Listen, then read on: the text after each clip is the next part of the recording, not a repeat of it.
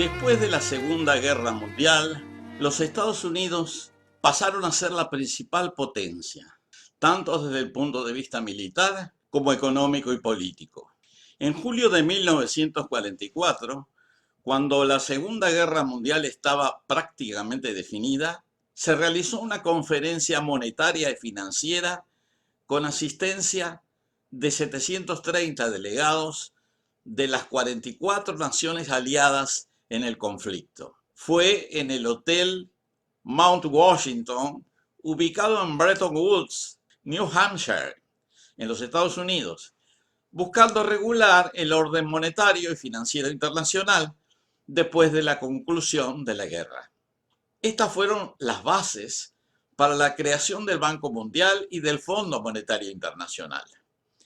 Al año siguiente, ya finalizada la guerra, se fundó la Organización de las Naciones Unidas, integrada al principio por 51 estados, que son los miembros fundadores, por 51 estados miembros fundadores, que ahora son 193.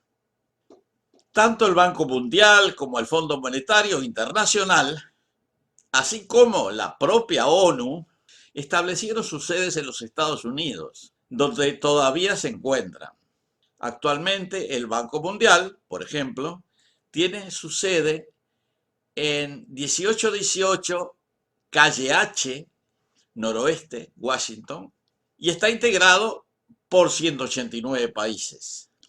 Por su parte, el Fondo Monetario Internacional tiene sus oficinas centrales en el número 720 de la calle 19ª, noroeste de Washington, y tiene 190 estados miembros. Del mismo modo, la Organización de las Naciones Unidas, fundada el 24 de octubre de 1945 en San Francisco, California, estableció su sede en la ciudad de Nueva York, Estados Unidos, en el número 760 de la United Nations Plaza en Manhattan, ciudad de Nueva York. Originalmente eran 51 estados miembros en 1945 y actualmente son 193. Por su parte, a nivel regional y poco tiempo después de finalizada la guerra, en 1948, los países del continente americano también acordaron establecer una organización internacional. Esta fue concretada en una reunión en Bogotá, en donde se creó la Organización de Estados Americanos, un poco basándose en organizaciones interamericanas que ya había desde fines del siglo XIX. Pero como no podía ser de otra forma, establecieron la sede principal de la Organización de Estados Americanos, que se fundaba en Washington, en la calle 17ª, esquina Constitution Avenue de esa ciudad. Actualmente la integran 35 estados miembros. Complementariamente con la OEA, el 8 de abril de 1959 se creó el Banco Interamericano de Desarrollo y, por supuesto, su sede se situó en 1300 New York Avenue, noroeste, Washington, Estados Unidos. El BID actualmente tiene 48 miembros. Todas estas instituciones, en cierto modo, configuraron y configuran un espectro dirigencial al más alto nivel económico y político de carácter mundial y continental. Todas ellas están situadas en los Estados Unidos y, por supuesto, de esa forma, los Estados Unidos están en la mejor posición para controlarlas. Y hay que insistir que es en estas instituciones que se definen las estrategias, los estímulos y los límites para todo el mundo, mucho más particularmente para todo el continente americano. Debido a ese contexto histórico y circunstancial, el control que los Estados Unidos ejercieron y en cierta medida ejercen sobre todos los estados de América Latina fue casi total, sin dejar lugar para que los gobiernos del área tomaran sus propias decisiones. 100 años antes se habían apoderado de la mitad de México.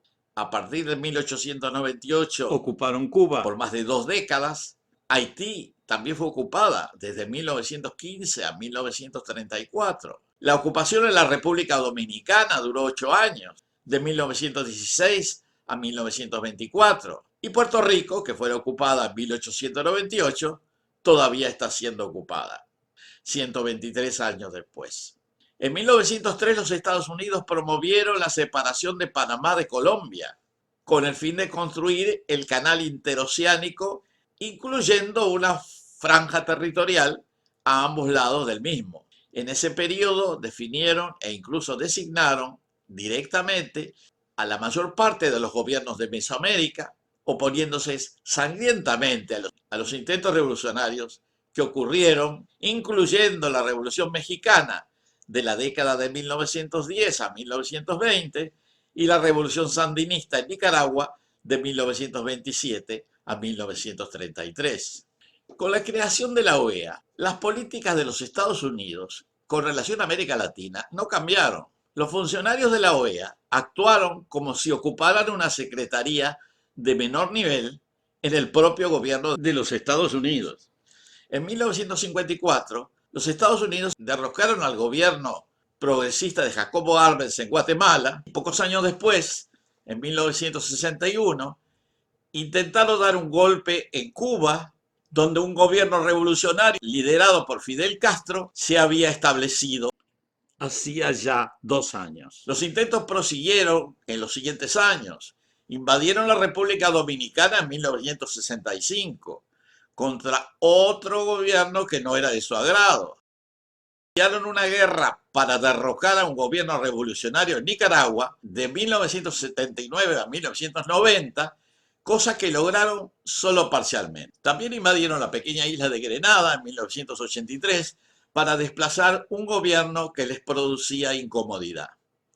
Y en 1989 invadieron Panamá, secuestrando a su presidente. Este presidente de Panamá, llamado Manuel Noriega, fue llevado a los Estados Unidos, fue juzgado y condenado a 40 años de prisión, que luego fueron disminuidos a 20. Finalmente fue extraditado a Francia y Panamá, continuando en prisión hasta su muerte en el año 2017. Todo parecía indicar que este dominio de Estados Unidos sobre América Latina, casi total, continuaría indefinidamente, pero las cosas han ido cambiando de a poco.